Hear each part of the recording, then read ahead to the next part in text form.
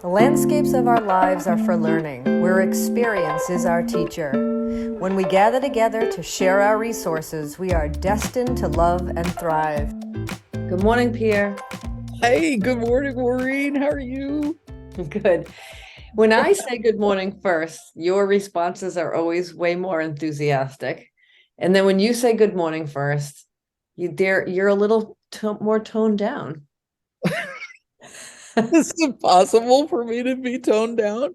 That's good. I'll have to figure that one out. That's No, great. the last episode, you said All good right. morning first, and it was like, good morning, Maureen. It was very, calm. It was very 4:30-ish. And then when I say it first, you go, good morning, Maureen. I know. Well, I'm going back to Robin Williams and you know, good morning, Oh, Vietnam. wow. That's a blast from the past. Yeah, it is.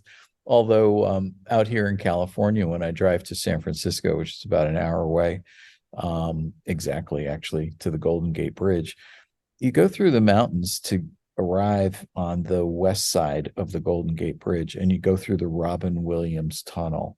Mm, And yeah, nice. Yeah, that was just tragic end for him. yeah. So Yeah. we do reflections, we do learning practices, we do topics, we do interviews. And what topic or resource are we going to talk about today? Well, I thought we'd talk a little bit about just a concept of gratitude since it's Thanksgiving week.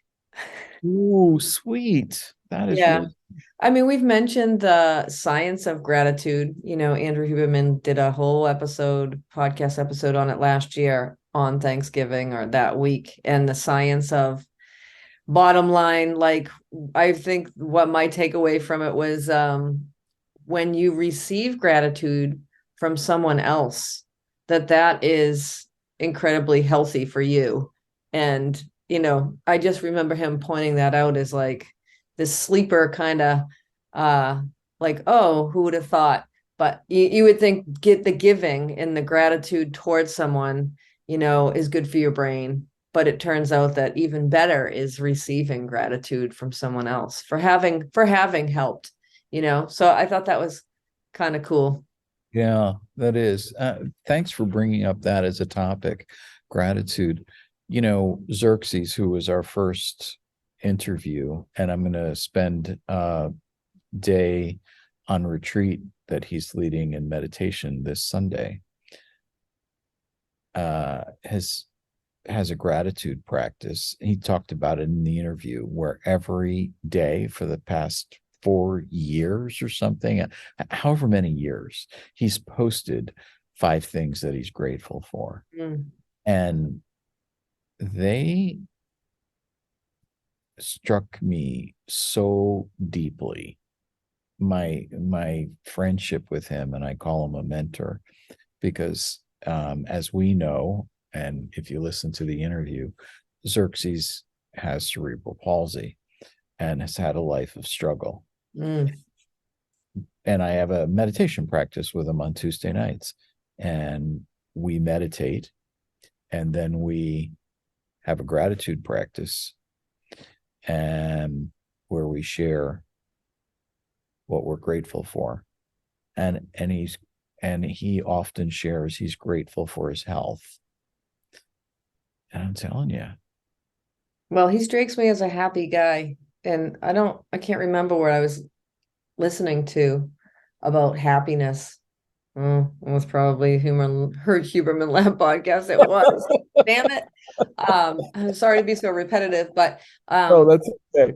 but the happiness project at Harvard, and I just thought, when you talk about Xerxes and having met him, on our podcast, like he's a happy guy. He has a great sense of humor, and just I that gratitude practice probably, I'm sure, positively impacted his brain and his mood and his chemistry. Like, and so, like, it's actually a thing, right? It's like, oh, just be, to say what you're grateful for is like a nice thing to do. It actually improves your functioning and your mood and your brain chemistry. Like, crazy to think that it's like it's real. Here's a guy who has cerebral palsy, has a difficult time with small motor skills, which includes, using the computer, and he's just written a book. And I can't wait to share it with people. It's a poetry book, and and didn't have a girlfriend till he was over 40, and has had these struggles, and yet he's so Yeah. grateful. We were spending time talking about how, well, there's a podcast of Mr. Brightside, but you can't ignore all the things that are wonderful in your life and focus on the bad and Hmm. expect, I don't know, expect that to work out for you. We just take for granted the fact that we wake up and are breathing. We take Yeah. for granted We there's get food to be here. that we get to be here. Thank you. Yeah. Yeah. Whatever your circumstances. I mean, you might not have a refrigerator, so that's not, but it's just great.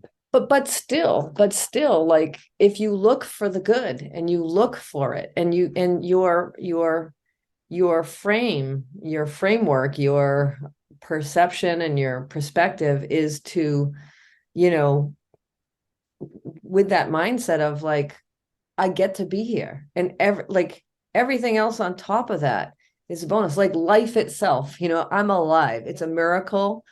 It's a miracle that we're here and we don't get to choose the time and place and whatever, but like still, you know what I mean? Like it's It is a I think miracle. we I talked mean, about it earlier. 99% of, if I examined 99% of my day, like almost 100% of it is like, okay, I have everything to be grateful for. Like we were saying, Tom Segura mentioned on the Joe Rogan podcast, they were talking about them working out and whatever. And he said, like, he's like, you going to the gym might be the most uncomfortable thing you do during a day. Like, that's how good life is. Like, if you're trying to manufacture being uncomfortable because like that's good for you, like you got it pretty good, right? I mean, and if you listen to this podcast, right, and we're talking about, like, you probably have it, like there's gratitude to be had there, right? Like, yeah. Well, I love your comment. 99% of the my life today, I can be grateful for. And the things that were make us unhappy, if you really are into a little bit of self-examination, um, they're probably inside of you and not outside of you. In other words, it's how you're taking things on board because you have an expectation that it should be different, and expectations lead to suffering. And where do those expectations come? Why should I believe that this shouldn't be happening? And it's just or you, a yeah, reference. It's a frame of reference. or you need it to be a different way, or you would like it to be not how it is. And that's what we were kind of referencing in the Albert Ellis stuff, right? Of like, Yeah, yeah. and most people do it. And the thing is, we just don't realize it, or we forget that we're thinking according to those kind of thoughts. And we just it's the that's the awakening, right? It's the realization, like, oh, okay, like if you reflect and you realize, oh, I was looking at it from this point of view, or I was thinking about it according to this frame or that expectation, then you realize, like, oh, I just created my own problem. Right. And Right. I love this word that's coming to be more prevalent in spiritual circles, meditation, and waking up. It's the yeah, app that we're talking about, Sam by Sam Harris, yeah. Harris. It's the title of Yogananda's biography movie called Awake. And when you open your eyes to what is and not focus on these thought patterns and expectations, all of which are generated inside of ourselves, they create suffering and misery. Mm-hmm. We do it to ourselves. Right. Oh, and that's the motivation and that's the good reason to engage in meditation, because it's just you're learning about the inside of your mind. You're learning about your mental patterns and how your mind works and how it does create those things for you I that maybe like you realize you didn't realize it's unconscious to you. It's not anything that you know yet. Hence I like that Sam finding Harris said, yeah, I like that Sam Harris said that we're not a thing, we're a process. oh yeah. And yeah, Yeah. we're just like a, yeah, thought creating. Well, machine, right. And even, it's funny, like I think about acceptance and commitment therapy and that guy with the guy, Stephen Hayes, who kind of created that form of therapy. Is mindfulness based. And in his book, I listened to the Audible book, the Audible version, Mhm. and he talks about how the mind is just like, a word machine. It's a word machine. And he would say, like, thank you, word machine, like, thank you. Like, I don't need to like attach to every single thing that comes out of you and Right. get carried away with that. Right. And it is mindfulness based. It's the realization that Here's that's yeah. not you. That's just like Well, your oh, mind thinking things. that's just what I was going to jump in with. I love the way the paradox of mindfulness, right? And it escapes people who have a passing familiarity with it, that true mindfulness is stepping back from the mind and recognizing it as a separate object that's like doing shit all the Yeah. time. Yeah. So it's almost the opposite of what you might expect it to be. It's removing yourself from that attachment to thought generated feelings, actions, and Well, and you have aren't your thoughts. You aren't your thoughts. And that's where people are stuck. They think I'm everything that I think. And right, it's like, right. Yeah, no. I know. I've said this before, Descartes, I think, therefore I am. I just from the first time I heard it, well, maybe not, that's not true. The first time I heard it, it was like, oh, this is logical, this is rational. And but somewhere very soon afterward, I went, this is bullshit. That makes no sense at all, because it's this circular reference and the mind is not, I think that's where I called bullshit. The mind doesn't rule everything. And if you get in there and let it, you gonna be in for some Yeah. surprises. I'm thinking about I'm thinking about thinking. I'm thinking about how, but your world, like I think of cognitive behavior therapy and stuff, like your world is what you think it is. Like that's your reality, is what you I hear think you. it is. I hear you, and that's what makes it fun, if you can actually step back, because it's sort of like a hall of mirrors where it turns in on itself. Like you can, it's hard to describe, but you can kind of get lost in there. Um, How did because we end up talking our about this when we talk I about we should be gratitude? talking about gratitude. Yeah, gratitude. Well, what do you it's Thanksgiving. What are you doing for Thanksgiving, and what are you Oh, grateful for? I'll well, give you our gratitude practice. It's what are you grateful for in yourself, in your family, and in nature? So, but the original question is, what are you doing for Thanksgiving, and what are you I grateful? am hosting Thanksgiving here Oh with wow. with my family. With Rob and his daughter and my kids, and the only one missing is one of my sons out in California because he doesn't have enough time to come home for both Thanksgiving and Christmas, Right. which is a bummer, but it is what it is. We'll patch him in through you know what the thing is on the iPhone, the video chat, whatever. I can't think of it. FaceTime. Yeah, FaceTime. You got it right. But Um, it's wonderful. That's a big family gathering. What's the most unusual thing or favorite, or maybe they're two different things, on your Thanksgiving table as part of your traditional Thanksgiving setup? well, I don't know if everybody has this, but green bean casserole is a big Oh hit. my My God, kids, somebody mentioned that last night. What does your green bean casserole consist of?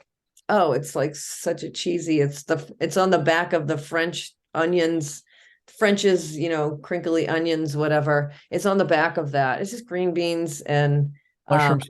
cream of mushroom soup and yeah, milk and pepper and yeah, it's not a I big was deal, I but was my at kids love it. I was My at a sister table made it. last I was And at a I was at a table last night and somebody said green bean casserole. And I said, "What's that?"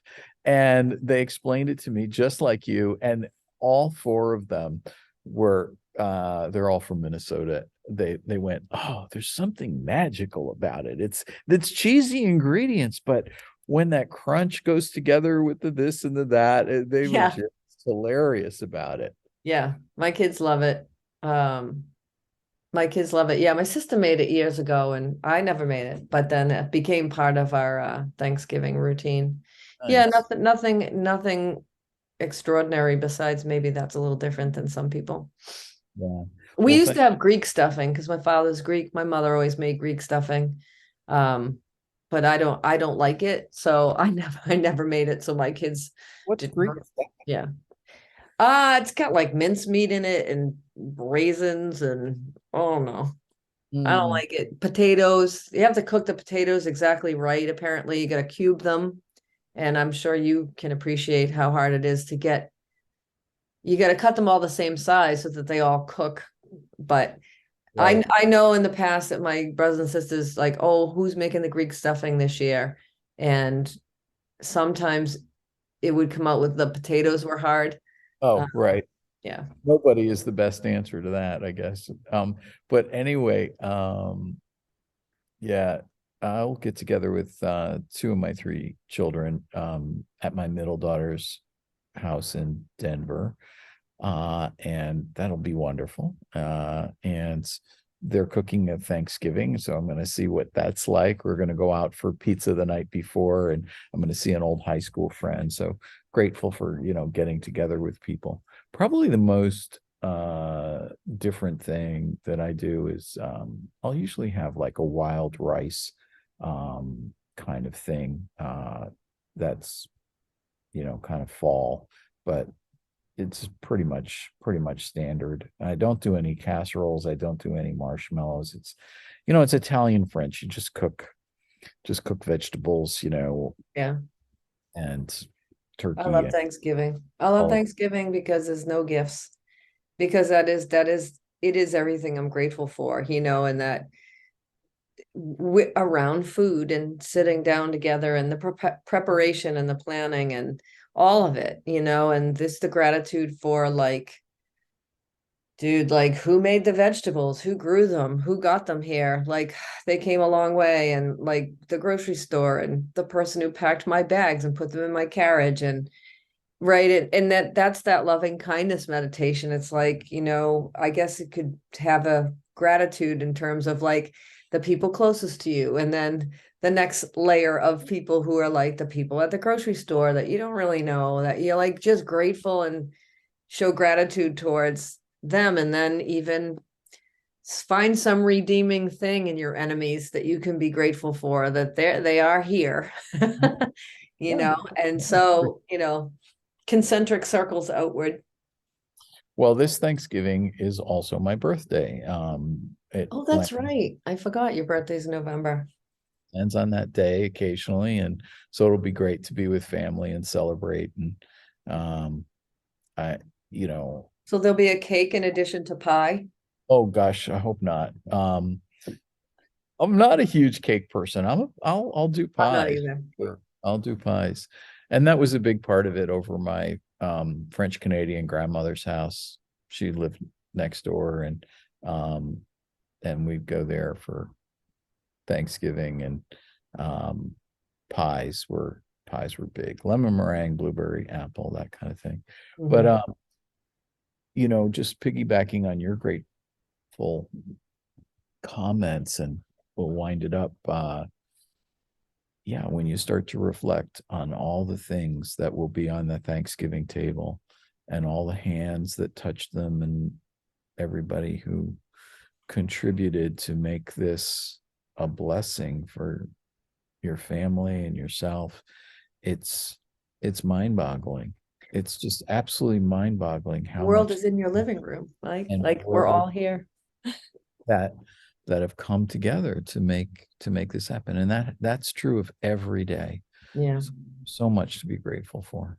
Savoring, right? Like I think of savoring the moment, savoring all of it, and I think we overlook that. We talked about that before about you go along your day and you think it's so easy to get caught up in what's wrong and what's not well and how things aren't going as you wished and all of that and creating Right. that. But like recognizing, take that's why I love Thanksgiving. It's, that day of slowing down, being together, taking the time to really savor the meal, the Another, company, yeah. the whole thing. And like we get to be here and God, we're safe, we're together. And yeah, it's not perfect. There's lots of things wrong. My son can't be with us. Like, oh, well, that's too bad. That stinks. But like overall, Overall, yeah. never The other, gonna the be other perfect, wonderful right? thing, the other wonderful thing about Thanksgiving for me is the way it's associated with our country, um, and its origin, and giving thanks to indigenous people that were here and helped out. And I wrote a column about it, and the amount of food that they brought to that Thanksgiving, and how uh, our colonists weren't they just didn't have the right plants and the right practices to feed themselves very well. Stuff they tried to grow didn't grow. So there was a lot of learning going on there and a Mm. lot of sharing. It was beautiful. And then we Well, honor. I hope there's room for both narratives because the dominant narrative is seeming like the narrative around Thanksgiving and it can get the new narratives of the colonizing and the colonialism and Yeah, yeah. and that I that mean, the flip side of that story, right? um well, I it's sad and it's horrible, and it's something we like to avoid. But I think that your start that there's both sides of it, that's really true, and it's good to see both sides. Yeah, and that's the holistic thing. It's the whole picture. It's the holistic thing of like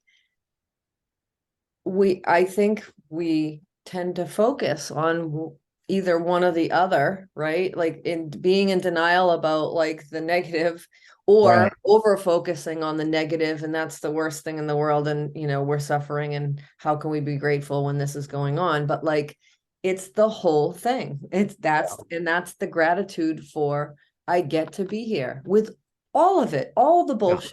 Yeah, it's so easy, you're right, to fall into, oh, be grateful, everything is great, or rose-colored glasses. But it's just the being here. We can't say what your particular circumstance is, but uh, you know, it's there's good and bad, and to be able to integrate that and accept it as I guess that's it. It's a practice. Well, Mhm. I see that we're running towards the end of my time. So I need to say good morning and goodbye, I guess, or something. Anyway, this is Pierre with Yoga Heals, and grateful for Maureen's topic of gratefulness and this wonderful Thanksgiving day coming up. Yeah. Yeah, I love gratitude. I love Thanksgiving. Maureen from Landscapes for Learning. Learn to live and live to learn. Yeah. Well, I will outro us with the usual.